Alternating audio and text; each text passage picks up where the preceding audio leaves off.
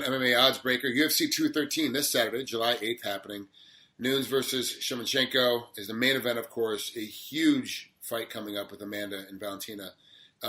Really, I don't see that fight going any differently than the first one did, to be honest with you. Both girls are better, but we'll get into that in a minute. This co-main event is absolutely effing scary. It is the two middleweights, the best middleweights in my mind out there, the most violent middleweights out there right now. Yoel Romero looked incredible in his the open workout that he was in.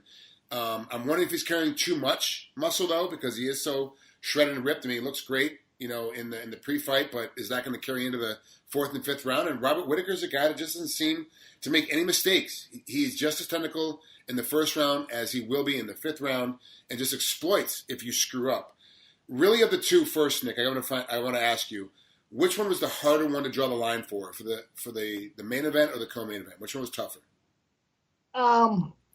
Probably the co-main event with Whittaker and Romero for sure. I mean, you just don't know how much respect either guy's going to get from the general betting public out there, because both of them have been on an extreme roll. Both of them are going to get a decent amount of recognition, and especially with Whittaker. I mean, he's kind of had this quick meteoric rise real quick, right? I mean, he rose up to the top. I mean, he just moved up to middleweight again not too long ago. And you know what I mean? He's been knocking off the top opponents. So that's a huge factor of it all, I think, because, of course, Romero's been on this run for a long time. I mean, he's beaten Machida, he's beaten Weidman. So you know that he would get the respect. But to gauge the amount of respect that Whittaker actually gets, that was a little bit difficult. So it was definitely a tougher line to set out of the two. And you know what? I opened Romero as a very, very slight favorite, and the bettors out there flipped the line, and Whittaker's a favorite. I opened at 130 even money, with Romero having the edge. Right now it's minus 115 for Whittaker, and the comeback is around minus 105 the other way for Romero. So that's how much respect Whittaker has earned recently from the bettors out there.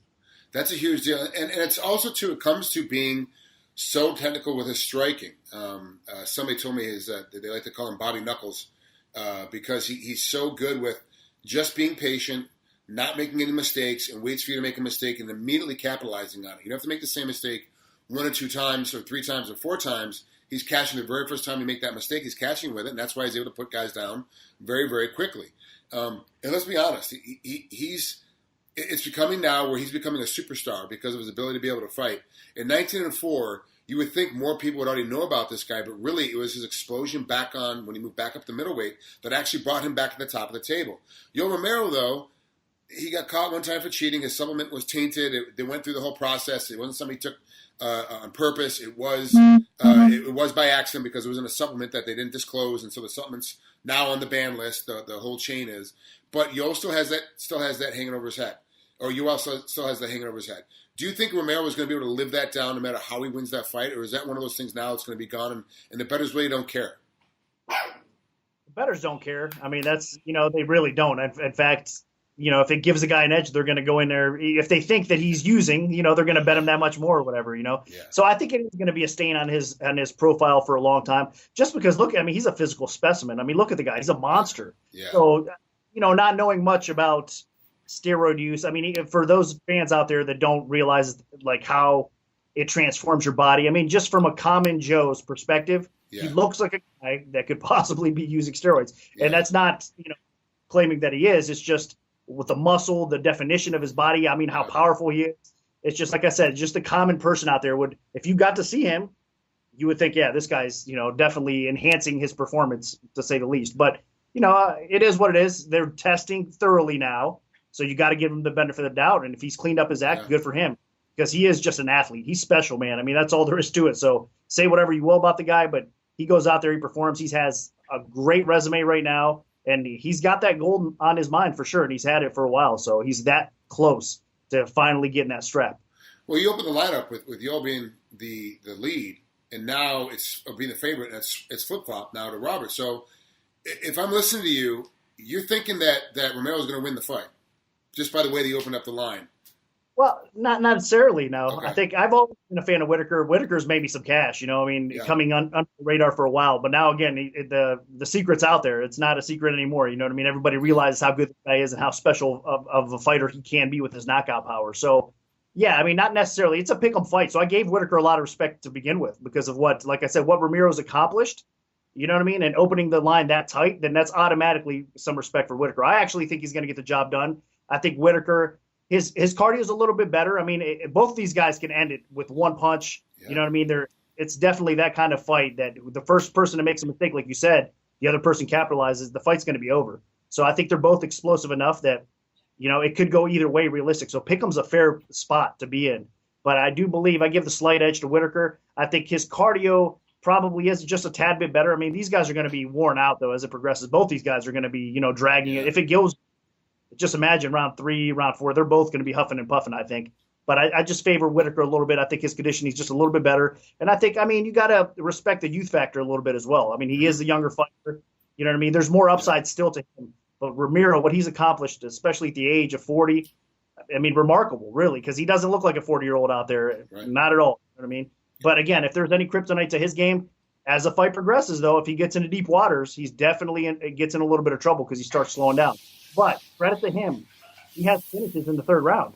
So he slows down. He looks like, you know, he might be gassing out, and then he goes out and finishes somebody. That's how much power this guy has, even late in the fight. So he's always dangerous. So, again, this is a very tough matchup. I think Pick'em's about right, and that's kind of where it's floating. It's going to go back and forth. You know, it is a Pick'em type of fight, and we're going to continue to see heavy two-way action on this fight. I do think a lot of people will start betting up Romero once they see the weigh-in and get the weigh-in pictures coming in. Because if you look at both guys are physical specimens, but obviously Romero's the more physical specimen of the two. There are a lot of bettors that are like, oh, it's a pick'em fight. I'm kind of stuck. I don't know which way to go. Oh, well, now I'm going to have to go with the guy that looks better. The guy that passes my eye test is the guy I'm going to have to go with.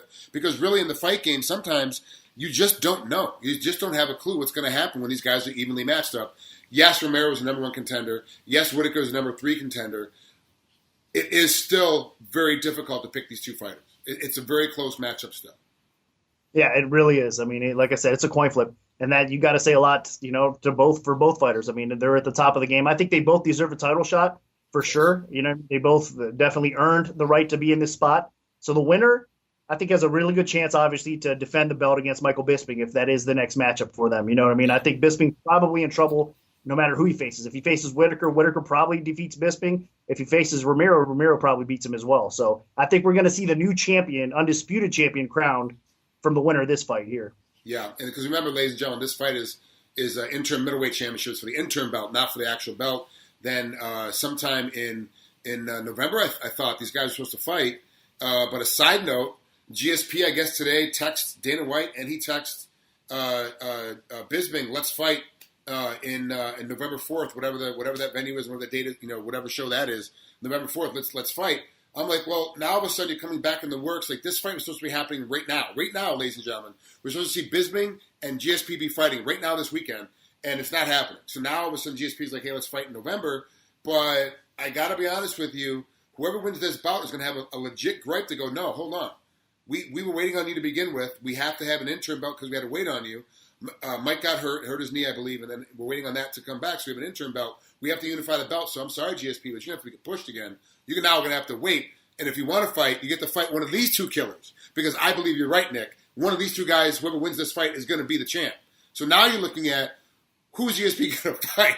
Is he going to fight Whitaker? Is he going to fight Romero? Like this, that all of a sudden, it becomes a complete headache. Now, like, why? Don't do it. Just now, all of a sudden, you got a guy that's like, maybe this is just me speaking out of turn. You may not agree with me, but GSP goes, hey, I'm coming out of retirement. Oh no, I'm going back into retirement because there's nowhere for me to fight. I'm out of here. Like I'm not gonna take the risk. You know, which makes sense. So that's just my take. Dana kind of wants GSP at this point. Well, I heard last. I don't know. I mean, it's always constantly changing, of course. And I understand it. Again, it comes down to the business perspective of it. I mean, when you got a popular fighter, a guy that sells like GSP does, yes. I mean, the options are open for him. I mean, you're going to kind of cater to him a little bit more, right? If he wants to fight for middleweight, I mean, he's going to sell more buys out of the group of fighters. Face it, when GSP returns, his name is going to definitely carry whatever card that is. So you got to give the guy respect for sure in that regard. I mean, and if he wants a welterweight title shot, I mean, he was the best welterweight of all time, really. Yeah. So he should be able to get that. You know what I mean? If he wants to wait in line and get a quick title shot as soon as that division's cleared up a little bit, he should be able to do that. If he wants a middleweight title shot, I don't agree with that. I think he should kind of step back into welterweight, to be honest with you. Yes. And I do think that the winner of this fight should get the next shot against Bisping. Yes. And then if GSP wants to get in that mix and wants to fight one of these animals, hey, so be it. Let him go. I think it's a bad decision, though, for him, honestly. And I said that from the very beginning, that I understand if GSP wants to come back in and him getting an immediate title shot at welterweight, I totally am in support of that, and I totally agree with that.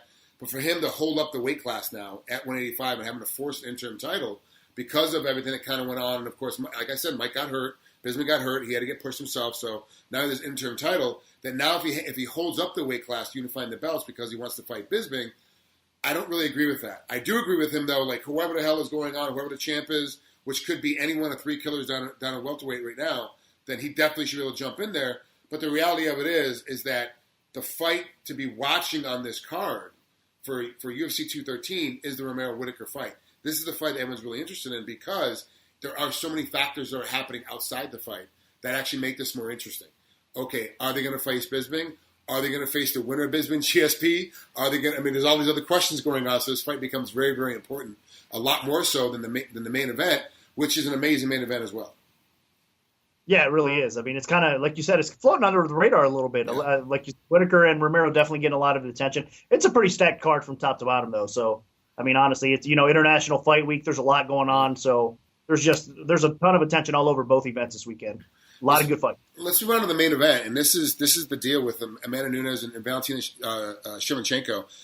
I really do think that people are kind of letting this thing fly underneath the radar because they believe that because Amanda has been so dominant, and in that dominant win over Ronda has really put her on the map. And as a result, they're like, do we really want to see a rematch of something that she won the first time? You know what I'm saying? So like, I don't know if people really want to see wants to see what's happening, but both fighters have become so much better in the last few months, let alone the last year or so, that this becomes a very interesting fight. Well, you know what? It's kind of, I understand your perspective on it. Like, I mean, that could be a factor, but honestly, as far as betting goes, it's the opposite. Okay. Everybody believes, and that's what scares me about this fight right here. I open Nunes as a slight favorite. You know what I mean? I mean, look at what she's done recently. Obviously, she had the win over Shevchenko before that, right? And then she went on after that and beat Miesha Tate, took the strap from Tate, defended against Ronda Rousey, and beat both ladies in dominant fashion. Mm-hmm. So she just went out there and she looks like a beast. I mean, an absolute killer. So she deserves to be, the favorite over somebody she just beat. But the fact remains that we all know, and it's not a secret out there, that Nunes has conditioning issues. And the deeper the fight goes, she starts wearing down. And, I mean, even the last fight with Shevchenko, she was dominant in round 1. I mean, she almost finished the fight. She was close to Shevchenko. So it was definitely dangerous time for Shevchenko to survive. But that shows how tough she is and the heart and the determination she has to sort of weather that early storm. And then round 2, Nunes was able to win round 2 as well. But round 3, Shevchenko started taking over. Yeah. So this is a 5-round title fight. And if it was 5 rounds during their first meeting, Shevchenko won that fight. I mean, she would have won that fight. There's no question. Nunes was definitely slowing down. So round 3, round 4, I think Shevchenko probably would have got a finish or won the last 3 rounds and won the cards, right? Won a decision. Yeah. So if it was a 5-round fight, the first fight, I firmly believe that Shevchenko would have won that fight. And now all the bettors out there, though, are thinking the same way. So all of them are coming in off Shevchenko because this is a 5-round fight. That's what scares me about this fight. I've been on Shevchenko's bandwagon since she hopped into the UFC. She's been making me cash. I mean, on every fight. At first, she was flying under the radar, right? And I knew how talented she was coming in. I mean, she's a well-rounded fighter. In my opinion, she's probably the best female fighter in the UFC roster. She has great wrestling. Yeah. She's got great striking. She has great BJJ. I mean, she's a very complete fighter. She is the most complete fighter, I think, on the UFC roster as far as females go. The only problem is she's a little small for 135 pounds, if you look at her, right? Yeah. She makes up for that size, though, with the amount of skill and technique that she has. So she is definitely deserving of this title shot. And if she wins it, obviously, she's going to be the best 135-pounder in the world in the women's division. She is really good. But what I'm worried about is all of us are pretty much thinking the same thing. All she has to do is weather that storm, and she's going to win. Shevchenko, I mean, right? Yeah. So we're all basically counting the champion, Nunes, out. We're saying, you know what? You're not going to beat this girl early, so you're going to lose the fight late. I started looking back at the footage again of the first fight and looking back at some of their other fights. The truth is, I've changed my tone a little bit on this. When everybody's going one way, sometimes you got to look the other way and think, am I missing something here? Why is everybody looking that way? I think right now that I'm not so sure that Shevchenko can weather that storm again. Like you just said, I mean, Nunes went out there and destroyed Tate. I mentioned earlier, destroyed Ronda Rousey, she's more confident now than she's ever been before. And that's scary. When you put the confidence in a fighter that has that kind of ability and that kind of knockout power and that kind of finishing ability, I think Nunes is going to be a tougher fight in the first round. So Shevchenko is definitely going to have to weather that first and second round to win this fight. And I'm not so sure she can do it. I think that Nunes realizes that as well. She's going to come out there and she's going to try to finish this fight early. So I'm actually picking Nunes right now. And the line is actually exactly a pick 'em right now, minus 110 either way, right? Wow. And the majority of the time I was leaning Shevchenko, but all the action was coming in her way. And I started scratching my head thinking, like I said, are all of us wrong? Are we underestimating the champion? And now I firmly believe that we probably are. I mean, at a pick 'em price, there's probably value on Nunes instead of Shevchenko. And I'm kind of surprised I'm saying this myself, but it is what it is. Go back and look at the footage. I mean, honestly, Shevchenko is a tough chick. She has a pretty solid defense and the will to win. She didn't quit in that fight where a lot of other women probably would have quit. But I do think that, I mean, she was close to getting put out. She was close to getting choked out. Nunes is going to probably put it on her this time, and I don't know if she can survive it. So I'll go against the grain and go against the public, and I'll lean with Nunes this time around as well. So I agree with you with Nunes deserving to be the slight favorite. I think Nunes has gotten an earful down the American top team of her of fading. I think part of it is that she is in good shape. The problem is that instead of going 85% in the first two rounds, she goes over 100% the first two rounds, so she has nothing left in the third round because she assumes all the time she's going to finish everybody because she has been very dominant even before she got into two title fights. I think that Nunes really now understands that she needs to pace herself a little bit more, which makes it even more scary because now you're trying to pace yourself so that you can go into the third, fourth, and fifth round, and you may not need to. If you would just go out there and blitzkrieg somebody, you might be able to finish her. I agree with you. If she plays the old game of I'm just going to go as hard as I can, I think she puts Shevchenko out really early. I think Valentina's going to fall apart sometime in the second round. But if Amanda decides to try to pace herself, now we have a very interesting fight. But right now, as we've seen how things go, I'm agreeing with you, and I'm sticking with Amanda come down to this because I really do think that Valentina is not going to be able to get through it. I really don't think she's going to be able to handle the amount of heat and pressure she's going to put on her again this time because it's going to be even more because Amanda's so much more confident.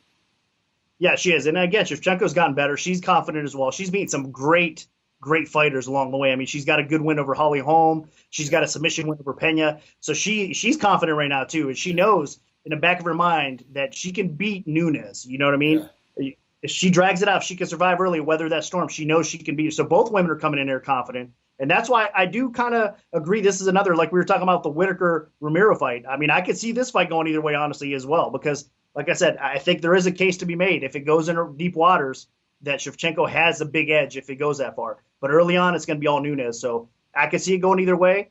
But I am going to, like I said, go against the grain. We got to lean towards Nunes because, again, we're probably disrespecting or underestimating her a little bit.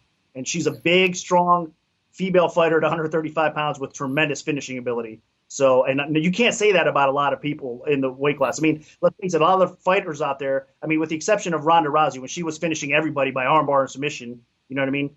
A lot of female fights tend to go to the scorecards. Well, with Nunes, that doesn't happen that much. You know, she finishes fights. That's how she is. A different type of fighter than Rousey, obviously, but she's a finisher just like a fighter like Ronda Rousey was that was reigning champion for a while. So you got to respect females that can finish like that for sure. Yeah, absolutely. And I agree with you. Both picks today were in total agreement. We're both main event, co-main event.